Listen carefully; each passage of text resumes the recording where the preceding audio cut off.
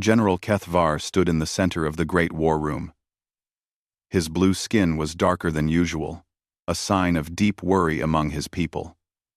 Around him sat the most powerful beings in the Zephyrian Empire. 12 high commanders, 3 admirals, and the Supreme War Council all stared at him with glowing yellow eyes. "You called this meeting, General," said Admiral Vorthok, his voice cold and sharp. "Speak your piece quickly. We have an empire to expand." Kethvar took a deep breath. He had fought in 37 wars across the galaxy. He had seen entire civilizations fall in days. But what he had observed in the Outer Rim made his blood run cold. "Honored commanders," he began, his voice steady despite his fear. "I have spent 6 months watching the species called humans. They live on a small blue planet in the third spiral arm. Our scouts want to add their world to our empire." "Yes, yes." Admiral Vorthok waved a clawed hand. "We know about Earth. Rich in water and rare metals. Perfect for our needs. What is your point?" Kethvar activated the hologram projector. Images filled the air above the table. Cities burned on human worlds. Ships exploded in the dark of space. Bodies floated among the wreckage. "These are not images from our wars," Kethvar said quietly. "These are humans fighting each other." The room fell silent. Commander Zephyros leaned forward. "They fight their own kind?" "Non. Constantly," Kethvar replied. "I watched them for months. They have been at war with themselves for thousands of years. But that is not what worries me." He touched another control. New images appeared. Human soldiers charging into certain death. Pilots crashing their ships into enemy targets. Entire cities choosing to burn rather than surrender. "They do not surrender," Kethvar said, his voice barely above a whisper. "In all my observations, I have never seen a human military force truly surrender. They fight until every last one is dead." Admiral Vorthok laughed, a harsh sound that echoed off the metal walls. "You fear these primitives? Look at their technology. Their fastest ships move at 1/3 our speed. Their weapons are crude projectile throwers. They have not even mastered energy shields. Their technology is not what makes them dangerous," Kethvar insisted. "It is their nature. When humans are pushed into a corner, they become something else. Something terrible." He showed more images. A human female, no larger than a Zephyrian child, carrying a wounded comrade 3 times her size across a battlefield. Human soldiers fighting for weeks without food, eating tree bark and drinking mud. A human commander who detonated his own base rather than let enemies capture it. "They call it many things," Kethvar continued. "Honor, duty, freedom. But the result is always the same. They will die before they bow to anyone." Supreme Commander Nalthian, eldest of the War Council, spoke for the first time. His voice was like grinding stone. "You suggest we fear a species that has not even left their home system in meaningful numbers? I suggest we avoid them entirely," Kethvar said. "There are 1,000 other worlds we can take. Worlds with riches, but without this madness." The hologram changed again. This time it showed human children, some barely old enough to walk, practicing with weapons. Human females and males stood side by side in battle lines. Elderly humans with gray hair carried ammunition to younger fighters. "Every human is a soldier," Kethvar explained. "Male and female. Young and old. They do not have warriors and civilians like civilized species. They are all warriors. Even their children learn to fight before they learn to read." Admiral Vorthok stood up, his massive frame casting a shadow over the table. "Enough of this fear-mongering. I have conquered 47 worlds. I have broken species that have ruled space for millennia. These humans are nothing but clever animals. That is exactly what makes them dangerous," Kethvar shot back, his calm breaking for the first time. "Animals, when cornered, become unpredictable. They fight with desperation we cannot understand. Commander Yelnara, who had remained silent until now, spoke up. General Kethvar, you have always been cautious, but perhaps too cautious. The Empire needs Earth's resources. The water alone could supply 10 systems. Kethvar felt the mood in the room shifting against him. He had one last card to play. I have recordings of their military communications. Let me show you how they speak about death. The hologram displayed translation text as human voices filled the room. Soldiers laughing as they planned impossible missions. A pilot singing, while flying into a battle he knew would kill him. A commander telling his troops that dying for freedom was the greatest honor in existence. They want to die for their beliefs, Kethvar said desperately. They see death in battle as glory. How do you defeat an enemy that sees losing their life as winning? Supreme Commander Nalthian raised his hand for silence. General Kethvar, your concerns are noted, but the decision has been made. Admiral Vorthok will lead the invasion fleet. Earth will fall within one standard cycle. Kethvar felt his heart sink. Then I request permission to remain with the reserve fleet. Denied, Admiral Vorthok said with a cruel smile. You will observe from my command ship. When these humans kneel before our might, I want you to see how wrong you were. The meeting ended. One by one, the commanders filed out, discussing invasion plans and dividing up Earth's riches before they had even taken them. Soon, only Kethvar remained in the empty war room.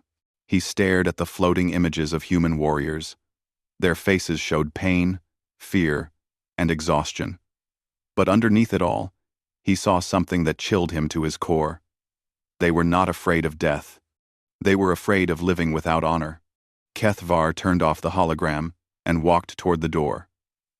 As he left the war room, he whispered a prayer to the ancient gods, not for victory in the coming war, but for forgiveness. The Empire was about to learn a lesson that might cost them everything. He only hoped some of them would survive to remember it. The invasion fleet would launch in 10 days. Earth had no idea what was coming, but Kethvar knew that Admiral Vorthok and the Empire had no idea what they were about to face either. In 37 wars, he had never seen anything like the humans. He prayed to never see anything like them again. The shipyards of Zephyr Prime stretched across 3 moons. Massive construction bays hummed with activity as workers prepared the largest invasion fleet in the Empire's history. Admiral Vorthok walked the length of his flagship, the Eternal Dominion, inspecting every weapon and shield generator personally. Report, he commanded as his aide, Commander Rix Pole, approached with a datapad. Fleet composition is complete, Admiral, Rix Pole said, his voice filled with pride. 300 battleships, 800 cruisers, 2,000 fighters, and 50 troop transport vessels. We carry enough soldiers to occupy a dozen worlds. Vorthok nodded with satisfaction. And our intelligence on human defenses? Note. Laughable, Rix Pole replied, pulling up holographic displays. Their largest warships are half the size of our smallest cruisers. They use chemical rockets for propulsion instead of quantum drives. Most amusing of all, they still use solid projectiles instead of energy weapons. The Admiral studied the human ship designs with growing amusement. These vessels look like cargo haulers with guns attached. How did such a primitive species even reach space? 1. Our xenobiologists believe it was pure luck, sir. They apparently discovered faster than light travel by accident during a failed weapons test. Vorthok laughed, a sound like breaking glass. Even their greatest achievements are mistakes. No wonder General Kethvar fears them. He has grown soft in his old age. As if summoned by his name, General Kethvar appeared in the hangar bay. His expression was grim as he watched the war preparations. Admiral, Kethvar said formally, I request one final audience before the fleet departs. Make it quick, Vorthok replied. We launch in 6 hours. Kethvar activated a small holoprojector. New images filled the space between them. Human faces stared back at them, men and women of various ages and skin colors. These are their military leaders, Kethvar explained. I have been studying their files. Admiral Sarah Chen, 43 years old. She has never lost a naval engagement. General Marcus Thompson, 51 years old. His forces have won battles while outnumbered 10-1. Primitive tactics against primitive enemies, Vorthak dismissed. What works against other humans will not work against us. That is not the concerning part, Kethvar continued. He highlighted one face in particular, a young man with dark hair and serious eyes. Captain Jin-Woo Park, 28 years old. The youngest ship commander in human history. Do you know what his military record says? Vorthak sighed with annoyance. Enlighten me. He has requested frontline assignments 17 times. Every time his superiors try to promote him to a safe command position, he asks to be returned to combat duty. This is not unusual among humans. They volunteer for danger. Commander Rixpol looked puzzled. Why would any rational being choose risk over safety? That is exactly my point, Kethvar said urgently. They are not rational, by our standards. They make decisions based on concepts we barely understand. Honor, duty, sacrifice. These things matter more to them than survival. Admiral Vorthak turned away from the hologram. General, I respect your experience, but you are seeing threats where none exist. These humans have never faced a force like ours. When our ships appear in their skies, they will surrender immediately. It is the logical choice. But what if they do not make the logical choice? Then they will die, Vorthak said coldly. Either outcome serves the Empire. Meanwhile, in the depths of the Imperial archives, researcher Velnok had been studying human culture at General Kethvar's request. What she found disturbed her greatly. Human history was an endless cycle of war and resistance. They had fought against overwhelming odds countless times, and somehow, they often won. She read about ancient human battles. Thermopylae, where 300 soldiers held off an army of thousands. The Warsaw Ghetto, where starving civilians fought trained soldiers for months. Stalingrad, where an entire city became a fortress that ground armies to dust. But the most disturbing discovery was how humans viewed death in battle. They had words for it in every language. Martyrdom, heroism, sacrifice. They built monuments to those who died fighting. They sang songs about glorious defeats. They taught their children that some things were worth dying for. Velnok tried to contact General Kethvar, but he was already aboard the command ship. Her warnings would have to wait. On Earth, Captain Jin-Woo Park stood on the observation deck of the EDF headquarters, orbiting Mars. His reflection in the reinforced glass showed a man who looked older than his 28 years. The weight of command had aged him quickly. Sir, his communications officer, Lieutenant Chen, approached with a worried expression. We are receiving reports from our deep space monitoring stations. Multiple contacts approaching from outside the solar system. Jin-Woo felt his stomach tighten. How many? Best estimate is over 3,000 ships, sir. They are maintaining a steady course toward Earth. Jin-Woo closed his eyes and took a deep breath. Earth's total defense fleet numbered barely 200 ships, and most of those were patrol boats and cargo haulers converted for war. Send a message to all commands, he ordered. Code red throughout the system. All military personnel to report immediately. Begin evacuation of non-essential civilians from border colonies. On a code. As Lieutenant Chen hurried away, Jin-Woo remained at the window. He thought about his daughter. Safe at school on Earth. He thought about his parents, who had sacrificed everything to give him a good education. He thought about the millions of humans who trusted the military to protect them. The approaching fleet was larger and more advanced than anything humanity had ever faced. By all logical measurements, Earth should surrender immediately. Any rational species would negotiate for the best terms possible. But Jin-Woo smiled grimly as he watched the stars. Humanity had never been accused of being entirely rational. They had a saying that Admiral Vorthok would soon understand: give me liberty, or give me death. The Zephyrian fleet continued its approach, confident in their superior numbers and technology. Admiral Vorthok reviewed invasion plans, already planning how to divide Earth's resources. General Kethvar stood in the observation bay, watching the stars and praying he was wrong about what was coming. Neither side fully understood what the next few days would bring. But somewhere in the vast darkness between the stars, two very different philosophies were about to collide. The Empire believed in logical surrender. Humanity believed in illogical resistance. History would remember which belief proved stronger. The Zephyrian fleet dropped out of faster-than-light travel at the edge of Earth's solar system. Admiral Vorthok stood on the bridge of the Eternal Dominion, watching as his ships arranged themselves into perfect battle formation. Behind him, General Kethvar observed in silence, his blue skin pale with worry. "Open communications to all human vessels," Vorthok commanded. "Let us see how quickly these primitives will kneel." 8. Ev. A. On the bridge of the EDF destroyer Incheon, Captain Jin-Woo Park watched the alien fleet appear on his sensors.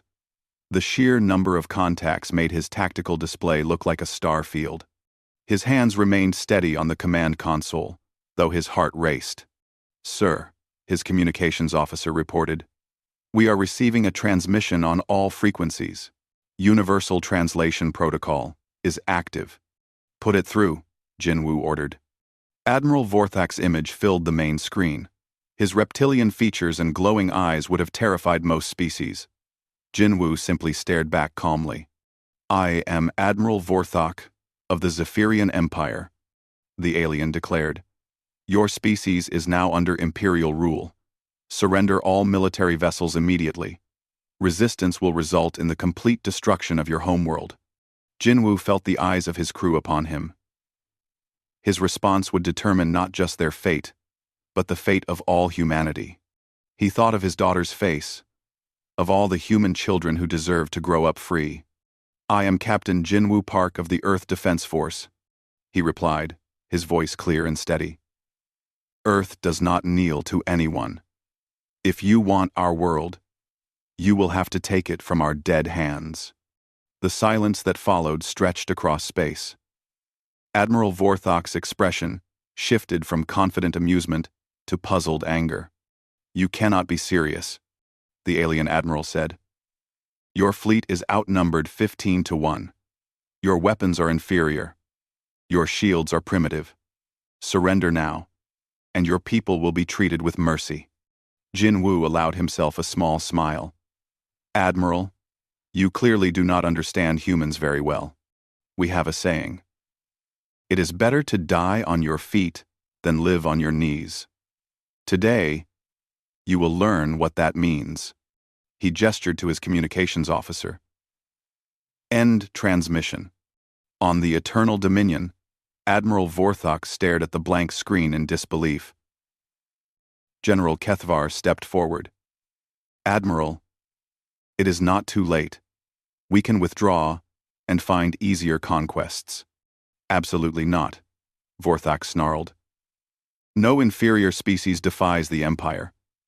Signal all ships. Attack formation. We will teach these humans the cost of arrogance." The Zephyrian fleet advanced in perfect geometric patterns, their energy shields glowing like small suns. Their weapons charged with the distinctive whine of quantum disruptors. It was a sight that had broken the will of countless civilizations.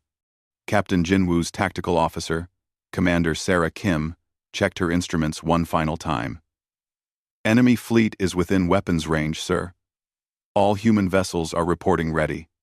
"Signal the fleet," Jin-Woo ordered. "Attack pattern Delta. Hit them hard and scatter.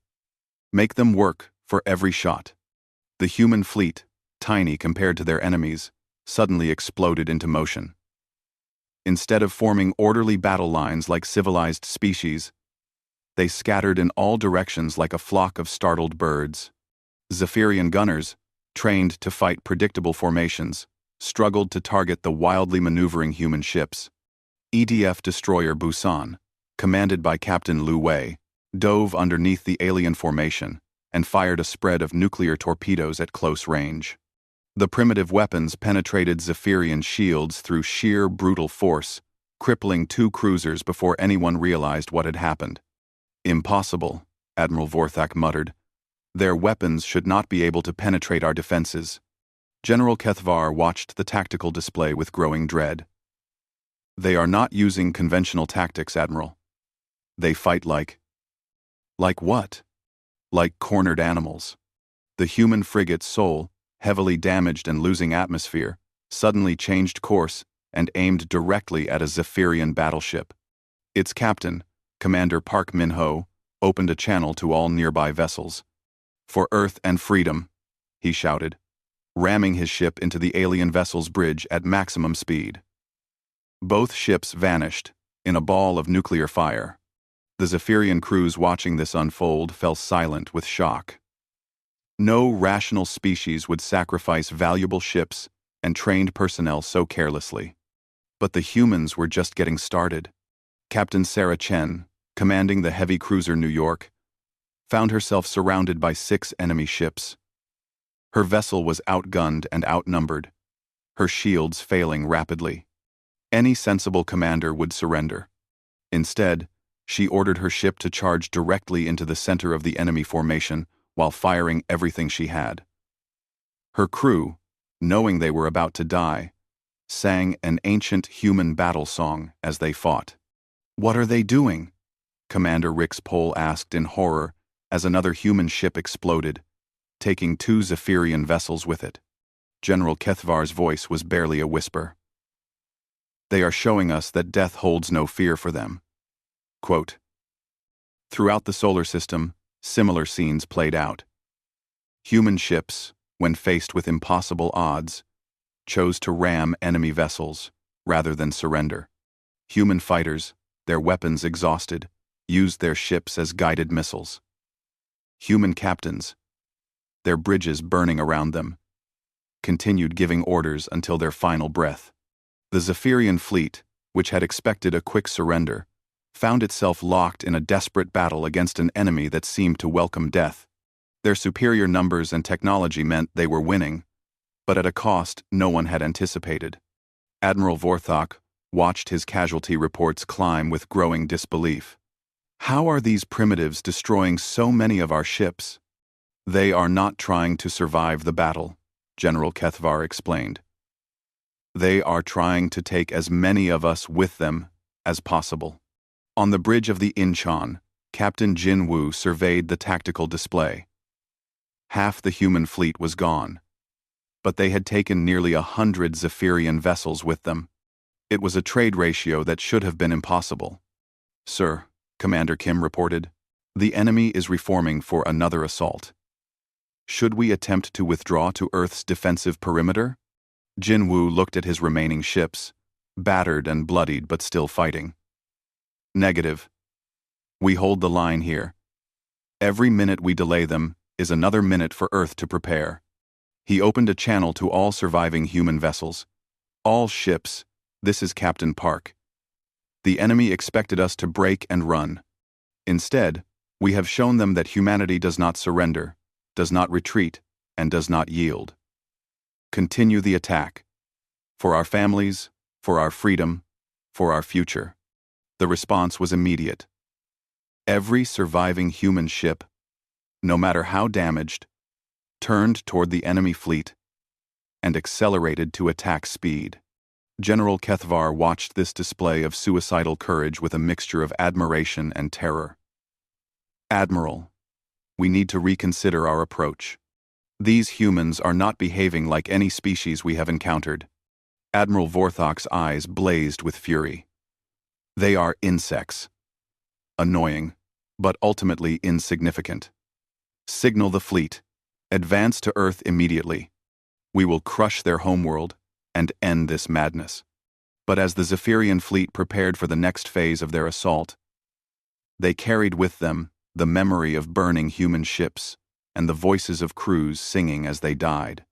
For the first time in the Empire's long history, victory felt like defeat. The war was far from over. The Zephyrian fleet limped toward Earth, their perfect formations broken by the unexpected ferocity of human resistance. Admiral Vorthok stood before his tactical display, staring at casualty reports that made no sense. His superior force had won the first battle, but at a cost that shook him to his core. "Admiral," Commander Rix Pole approached cautiously, "we have lost nearly 200 vessels. The invasion timetable may need adjustment." "The timetable stands," Vorthok growled. "These humans got lucky with their suicide attacks. It will not happen again."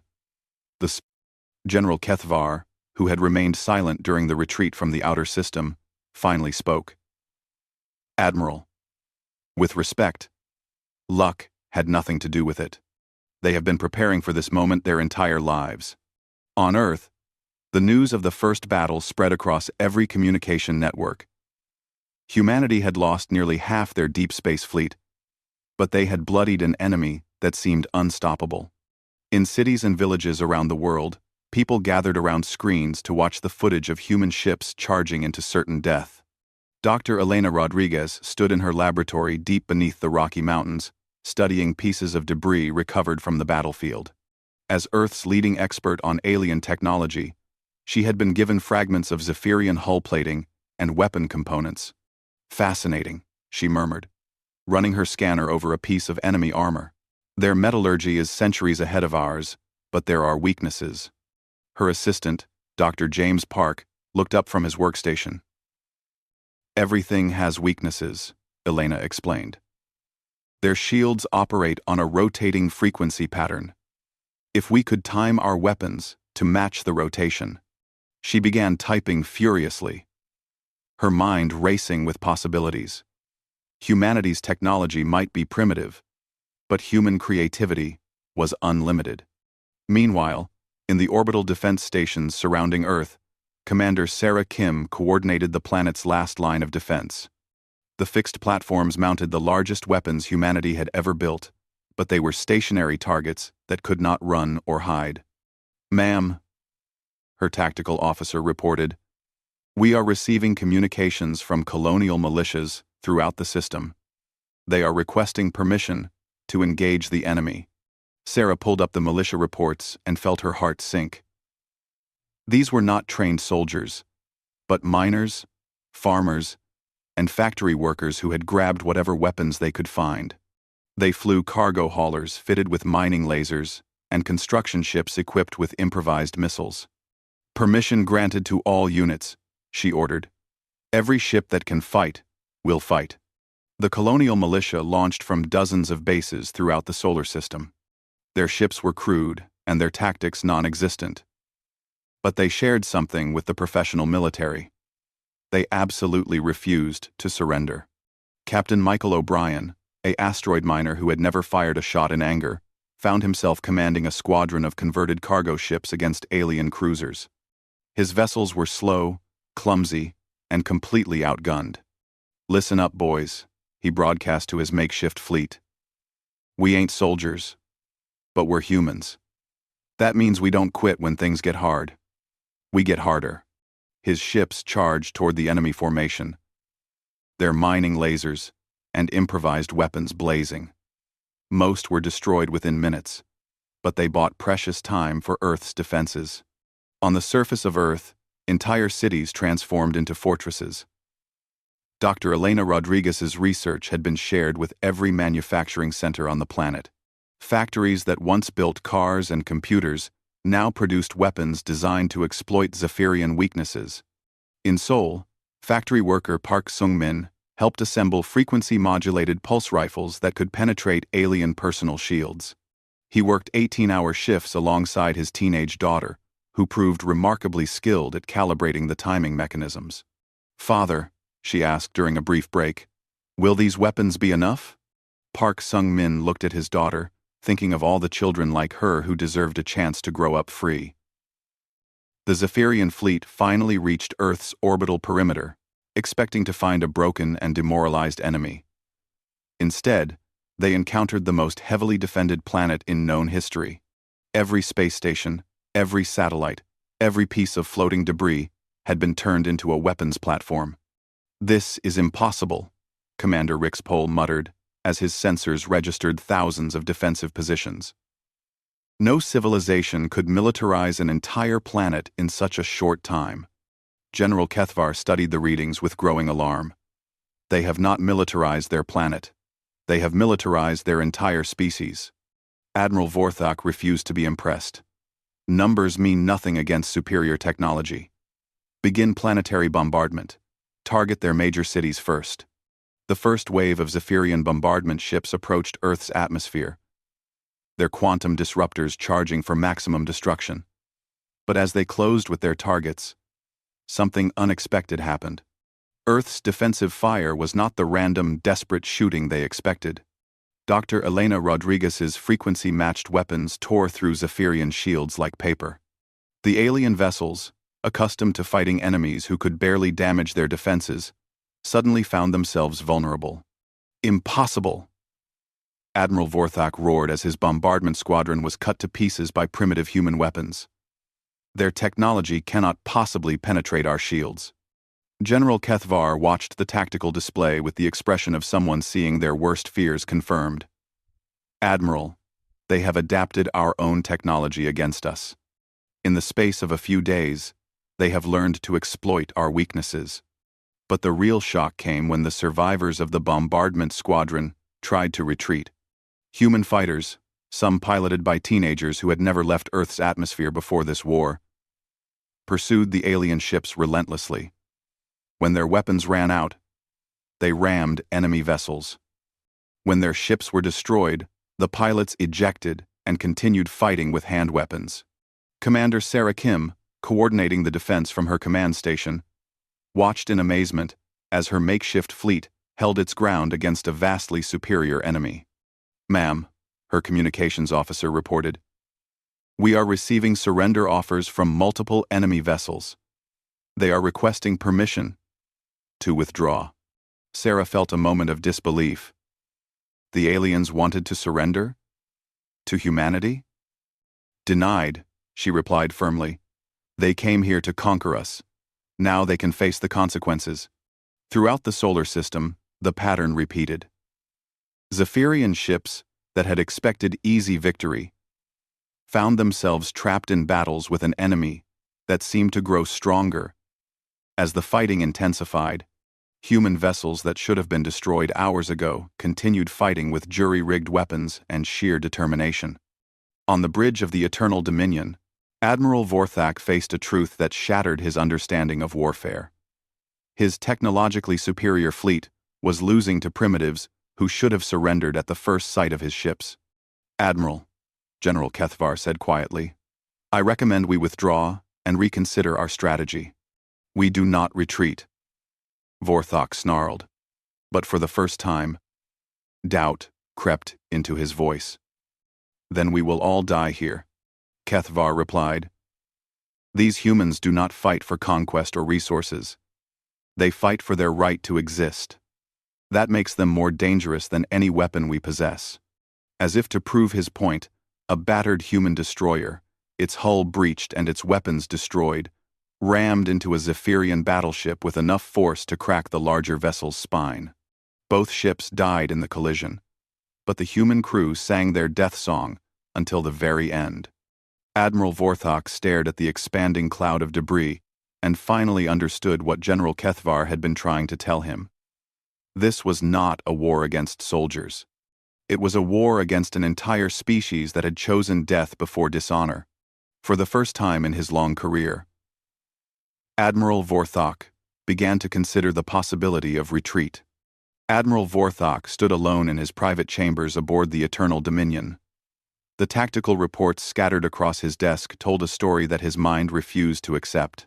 The Zephyrian Empire, conqueror of 1,000 worlds, was being bled to death by a species that had barely learned to travel between stars. A soft chime announced an incoming communication. The hologram of Supreme Commander Nalthaean materialized in the room, his ancient features carved with concern. "Admiral Vorthok," the Supreme Commander began, "your reports are troubling. Explain how a primitive species has managed to destroy nearly half of our invasion fleet." Vorthok straightened his shoulders, trying to project confidence he no longer felt.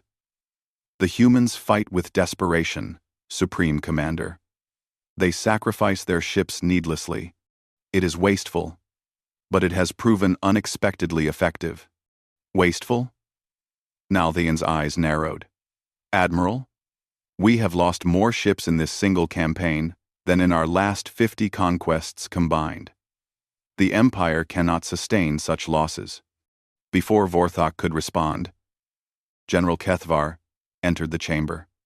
His expression was grim as he saluted both senior officers. Supreme Commander, Kethvar said formally, I must report that human resistance has intensified beyond all predictions. They are not merely fighting for their planet. They are fighting for their right to exist as a free species. On Earth, Dr. Elena Rodriguez worked around the clock in her laboratory. Her latest breakthrough spread across multiple workstations. She had not only cracked the secrets of Zephyrian technology, but had found ways to improve upon it. The key, she explained to her exhausted team, is that they rely too heavily on automation. Their ships are marvels of engineering, but they cannot adapt quickly to new situations. Her assistant, Dr. James Park, held up a new weapon design. If we can get these frequency scramblers into production, their entire fleet will be vulnerable. Elena nodded, then paused as she received an update from the orbital battle stations. James, look at this. The enemy is beginning to fall back to defensive positions. They are no longer pressing their attacks. Outside Earth's atmosphere, the space around the planet had become a graveyard of ships from both sides. But increasingly, the wrecks bore Zephyrian markings.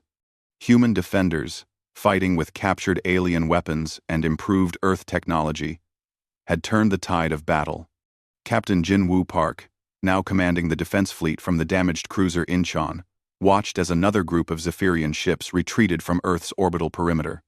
Sir, his tactical officer reported, enemy forces are regrouping at the edge of the system. They appear to be. Hesitating, Jin-Woo allowed himself a moment of hope. Signal all human forces. Continue pressure on all fronts. Do not give them time to recover. Throughout the solar system, human forces pressed their advantage.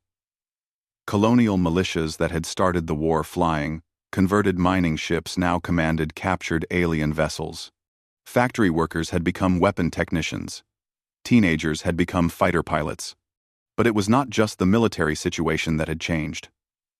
Across human space, people were transforming themselves into something the galaxy had never seen before. An entire species unified by the shared determination to remain free. On the bridge of the Eternal Dominion, Admiral Vorthok received the report that would end his career and possibly his life. Commander Rixpol approached with the casualty figures from the latest engagement. Admiral, Rixpol said quietly, we have lost another 50 ships in the last engagement. Our remaining forces are requesting permission to withdraw to safe range. Vorthok felt something break inside his chest. Withdraw. The Zephyrian Empire does not withdraw. General Kethvar stepped forward. Admiral, the Empire's strength has always been its ability to choose battles it can win. This is not such a battle. They are primitives. Vorthok shouted, his composure finally cracking. How can primitives defeat the most advanced military force in the galaxy? Because, Kethvar replied patiently, they are not fighting like primitives. They are fighting like something we have never encountered before. A species that values freedom more than life itself. The hologram of Supreme Commander Nalthian flickered back to life. His expression left no doubt about his decision. Admiral Vorthok, he announced. By order of the Imperial Council, you will withdraw all forces from human space immediately.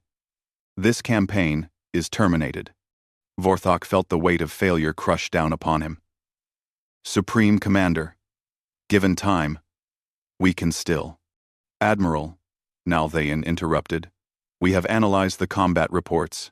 These humans are not merely defending their homeworld. They are transforming into something that threatens the stability of our entire empire.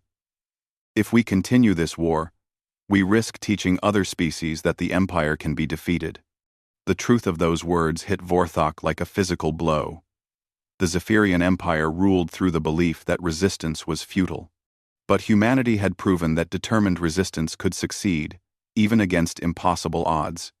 "What are your orders regarding the humans?" General Kethvar asked. Supreme Commander Nalthian was silent for a long moment. "Mark their space as forbidden territory." "No. Imperial vessel will approach human worlds without explicit authorization from the Imperial Council. We will leave them alone." "And if they expand beyond their current borders?" Vorthok asked. "Then we will adapt to that reality," Nalthian replied. "The humans have earned their place among the stars. We ignore them at our own risk." The transmission ended, leaving Vorthok and Kethvar alone with the wreckage of their invasion fleet and their assumptions about warfare. "General," Vorthok said finally, "prepare the fleet for withdrawal." As the Zephyrian ships began their retreat from human space, Captain Jinwoo Park stood on the observation deck of the Incheon and watched them go. Around him, the debris of the greatest space battle in human history drifted in the darkness. Dr. Elena Rodriguez joined him, carrying a report on the alien technology they had captured. "Captain, we have learned enough from their ships to advance our technology by centuries. Humanity will emerge from this war stronger than ever." Jinwoo nodded, but his expression remained serious. "The cost was enormous. So many good people died." "They died free," Elena replied, "and because of their sacrifice, humanity will remain free." General Kethvar transmitted his final report to the Imperial Council from his quarters aboard the retreating fleet. His words would be studied by Imperial strategists for generations to come. "The humans possess something that our empire has forgotten," he wrote. "They fight not for conquest, but for the right to determine their own destiny. They see death in battle as preferable to life in chains. Until we understand this mindset, we cannot defeat them. My recommendation is that we never try again." Quote, quote, quote, quote, quote. He sealed the report and sent it to the Imperial Archives, then turned to look back at the small blue planet that had humbled the greatest military force in known space. Earth grew smaller in the distance. But Kethvar knew that humanity's influence on the galaxy was just beginning. They had proven that technological superiority meant nothing against unbreakable will. Other species would hear of this victory and draw their own conclusions about the price of freedom. The Zephyrian Empire would survive this defeat, but it would never be quite the same. Humanity had introduced a new concept to galactic politics: that some things were worth dying for. As the last Imperial ship disappeared into faster-than-light travel, Earth's defense forces began the long process of rebuilding.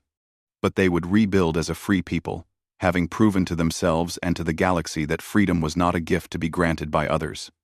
It was a right to be defended with blood, courage, and the absolute refusal to surrender.